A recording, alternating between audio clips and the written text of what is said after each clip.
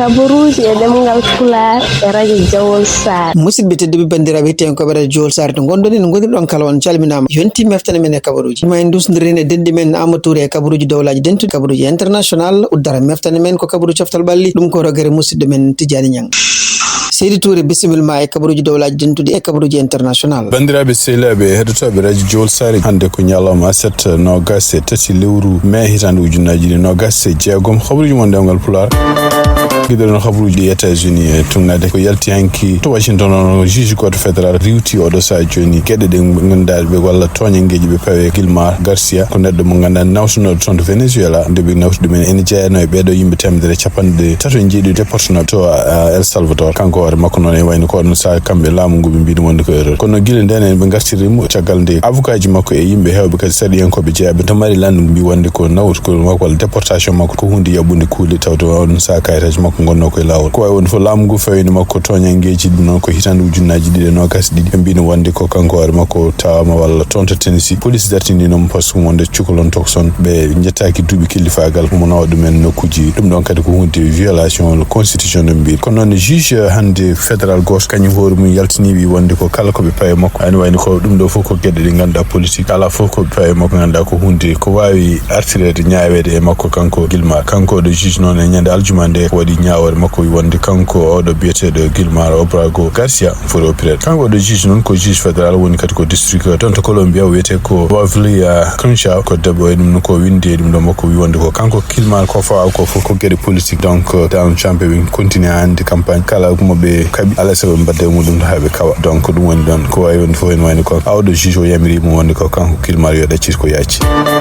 habaruji men international to Sénégal guidoɗen ɗum noon caggal nde Bachir Diomaye Faye gardiɗo leydi Sénégal nde waddi décret hanki présidentiel yamirore Amadou Samba Ba secrétaire général gouvernement woni o haalde ɗum devant télévision RTS hollude wonde ko Ousmane Sonko gonnoɗo premier ministre leydi Sénégal sekama e ligguey muɗum kadi ministre uji muɗum e kala kadi yimɓe hohoɓe wonnoɓe laamu muɗum kanko Ousmane Sonko ɓen foof en wayno laamu ngu momtama ko réaction ngaji ne keewi toon to Sénégal tugnade kadi hande yimɓe supporter uji Bachir Diomaye Faye e kanko kadi Ousmane Sonko yimɓe hewɓe nano jalti hanki continue hande wadde réaction ngaji mum e nder réseau social ko yiya hen tan toon to université Cheikh Anta Diop en wayno ko étudiant ji kewɗi jalti hen kene gullamo kanko Bachir Diomaye Faye ne jettamo kadi ene kaala haalluji bonɗi fatte inde Ousmane Sonko donc ne purƴin ɗum toon kadi to Ousmane Sonko galle muɗum walla ko ɓuuri hewde yimɓe ti jii kadi wonno yimɓe supportuɓe Pastef kadi ene gaari toon to galle makko walla ne gone laabi ne gullamo mbiya wonde ko kanko Ousmane Sonko kanko ɓe gonɗi ɗum noon ne wayno ala bawɗi ittudemo ɗo wonno ɗo ko wawi wonde fof en wayno kanko tan walla haydara goɗɗum ko yiya réaction ngaji hanki ono debbo goto liggotono e laamu ngu ko kala finnoɗo kala ko fati surveillance mum biyeteɗo Kadiama Haykor Diouf ɗum noon e wayno kañum hoɗum démissionné poste muɗum oɗo poste noon ko kanko wonno présidente agence développement local koye jimmani ɓamtare to leydi Sénégal o wawi wonde fof e nder konngol ɗo haali wi wonde ɗum o rewata ko konngol Ousmane Sonko wi ɗum ko président Ousmane Sonko ene wayno yaltinede ɗum e laamu ɗum ko hunde nde o jaɓata e kadi ko sibabude Ousmane Sonko o artano e laamu a réaction ngaji goɗɗi jiyaɗi Yoro Dia onnen kayni ko politicologue karalla ko fati en politique kañum hoɗum haali wi wonde ko hawnaki Sénégal sibabude ndeɗo yerɓande leydi taw ko laamu yerɓi ene wayno ko hawnaki Sénégal ma fin janggo kadi taw kañum hoore mum ene fina e dow kissa ɗum ɗon kadi kanko hoore makko jaabi ko konngol Ousmane Sonko haalnode wi wonde caggal nde oɗo habaru yaltima ɗano jamma en filana ken sel ko wawi wonde réaction ngaji oɗo sadio ene keewi no fewi e nder réseau sociaux ji ɗum noon ko woni yimɓe ƴettoɓe hen Diomaye Faye kono woni yimɓe kadi jaɓɓiɓe no fewi décision makko kanko Diomaye Faye segde Ousmane Sonko ene fada oɗo sadio hol décision goɗɗo garo suɓade hol gonno premier ministre leydi Sénégal e kadi on premier ministre holnde waɗata gouvernement muɗum kesso réaction goɗɗo kadi jiyaɗo ko AD agence action pour le développement ene wayno e nder communiqué mum beele ɓe kolli sipor moɓe jogini hono kanko Bachir Diomaye Faye caggal nde o ƴefti décision segde Ousmane Sonko e nder communiqué o ko haali kanko gardiɗo ndeɗo fedde hono Salou Keita o haali o wi wonde ɗo en décision mo Bachir Diomaye Faye ƴefti hen ko siftininan Sénégal naaɓe wonde ko laamu gongu toon walla leydi Sénégal ko laamu muɗum no wurno ko doggol goto ko neɗɗo gardiɗo ɗum o ko kanko Bachir Diomaye Faye ko kanko ƴeftata ɗiɗo décision ngaji pour hollude wonde ko alay sago ordre wona Sénégal ɗoftade holno ɓamtare yara toon Sénégal wawa rewede noɓe kalindi kadi tugnade kadi kuulal capanɗe nayyi e jeenayi mbiyal constitution leydi Sénégal ko ni foti waɗe ɗe moƴ kamɓe noon ADS tugnade hande communiqué o ene wayno ɓe mbiya wonde eɓe goni caggal Bachir Diomaye Faye eɓe noddi kadi yimɓe wonɓe Sénégal foof guila e famille aji hay sehilaɓe hay bawɗo on yo gon caggal makko kanko Bachir Diomaye Faye mballamo kadi haalirde ndi yaara yesso habaruji men international hande to Sénégal en ko hanki woni ñalawma ɗiɗaɓa consultation mbiyata Bashir Diomaye Faye waddata yimɓe Sénégal naɓe non ko mbiyata dialogue national yiyama toon yimɓe heɓe ngari toon ko tesira en ko yimɓe ardinoɓe parti wonnoɓe premier ministre uji walla wonnoɓe ministre toppiri ko fate sécurité walla yimɓe toppirinoɓe fate ngaalu e haraleɓe ko ɗum waɗi oɗo sa joni ene miija wonde hawnaki ɗum ɗo kadi ko coïncidence est ce que kanko Bashir Diomaye Faye mo jogol ƴeftude pour ardade gouvernement Sénégal koko jogol wonde ko neɗɗo karalla ko fate e dewriyankagal walla ko karalla ko gueɗe balloji Sénégal ɗum tengallo gueɗe bannon ko wawi wonde fof ne wayno oɗo sa ko anda hande ñalawma hande ono kanko Bashir Diomaye Faye o wawi no fottude kadi mennoɗo wonde ministre de l'intérieur mo leydi Sénégal ɗum noon koye laamu Macky Sall biyeteɗo Antoine Félix Diome o wawi kadi fottude kadi mennoɗo wonde e laamu Macky Sall ministre de l'intérieur hono biyeteɗo Aliou Ngouille Ndiaye siftinton toon ko kanko Bashir Diomaye Faye kadi o fottino e Amadou Ba kañum woni meeɗi wonde premier ministre e laamu Macky Sall o fotti kadi Abdoulaye Daouda Diallo ko anda kata holno ɗum jogori waade ko anda tan wayni ko madde toon to assemblée hono député Pastef ɓe continue menasde oɗo sadio mbi wonde ko kanko Bashir mo ƴefi ardade laamu toon on so ari mabɓe cammin ɗum maɓe mbat motion de censure noon tugnade hande haraleɓe ko fati droit ji toon Sénégal e mbi oɗon motion de censure wawata wonde tan ko so tawi kanko premier ministre o cuɓaɗo o wawi addude gouvernement makko toon ɗum noon o wawi notadeɓe pour arde wadde déclaration générale ɗum noon oɗon déclaration générale mo jogui ɗon hakkude lebbi tati e lebbi jeenayyi jabde notadeɓe ɗum noon so tawi lebbi jeenayyi ɗi ɓenni ɗum woni kamɓe assemblée nationale dumunnomo wi continue wadde toon koko ɓennata ɗum noon kadi kamɓe wonɓe toon assemblée nationale hassideɓe menasi ɗum ɗon soɓe guitti oɗon premier ministre mo kanko Bashir Diomaye Faye mo ƴefti omo wawi kadi kanko Bashir artirde oɗon so artiriɓe lawol gongol en wayno so tawi ɓe kaali haala mum on wawi momtude assemblée nationale fo wawi wonde fof no wayno ɗamina mennoɓe wonde président joɗo sa joni kanko Macky Sall mo jeyani kanko Abdou Diouf e ɓe jeeya haysino mbaɗani directement pour wallude leydi Sénégal oɗo sa joni ko wiyete réconciliation nationale ɗum noon ko kala gouvernement bawɗo ƴeftede taw na gouvernement garowo yoɓtade e kadi wallude leydi Sénégal ummo oɗo sa joni caɗele gonande hewɓe jenoɓe Pastef taw ko jiguinoɓe poste uji ko woni directeur uji nane puɗɗi démission oɗo sa joni ɗumnade noon e ko yalti hono kanko Walis Diouf Bodiane nder konngudi kadi ɗe o haali o wi wonde kanko waɗi makko ko waɗimo démission de ko sababude alay saago so neɗɗo démission o haalde parti muɗum o jaabima journaliste uji ande namdimo holko woni sababu yimɓe Pastef hewɓe wonɓe poste uji hono poste uji makko jalti pour hollude mettere men ko Ousmane Sonko sekam kono kanko Walis Bodiane o wi wonde ko oɗo sa joni mo faditini haaldude parti makko yewde o so umfota démission hande toon to Sénégal tugnade kadi ko yalti on Bashir Diomaye Faye o waɗi e journal makko Facebook communication gummiɗo toon to Maroc kollowo hono ko roi Mohamed VI sibabude julde tasgaro en Sénégal naɓe kene won 15 neɗɗo wonɓe toon sokaɓe sibabude fitinaji bannuɗi Sénégal nde ɓe poti Maroc coupe d'Afrique des nations wayno ko kanko roi Mohamed V wiɓeɗo foof mo yafude men kadi mo yokko leydi men kanko Bashir Diomaye Faye welti men ɗum ɗo fof noon haraleɓe ko fati jandiyankal miijoro wante est ce que ɗum ɗo coïncidence walla ko gueɗe ɗe ganduɗa ene anduno wonde ko ma waɗi sibabude hawnaki koyɗe moƴƴe gonnonoɗe ko hadde kanko Ousmane Sonko ancien premier ministre mo leydi Sénégal hadde makko seke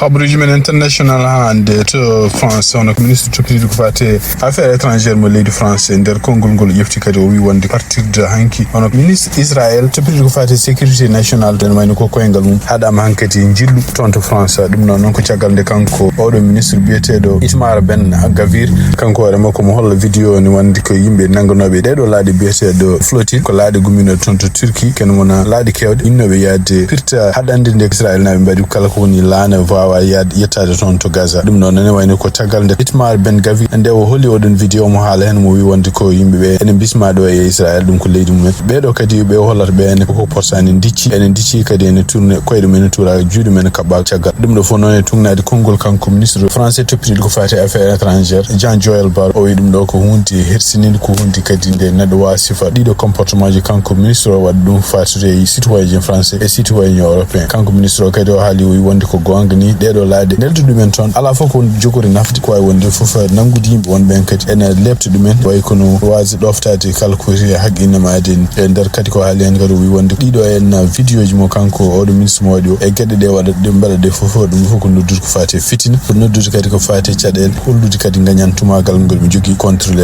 yimɓe Palestine ko wawi wonde fof ene wayno ko caggal oɗon vidéo nde yaltinde ene wayno e aduna fof ene wayno kondanino kanko Itamar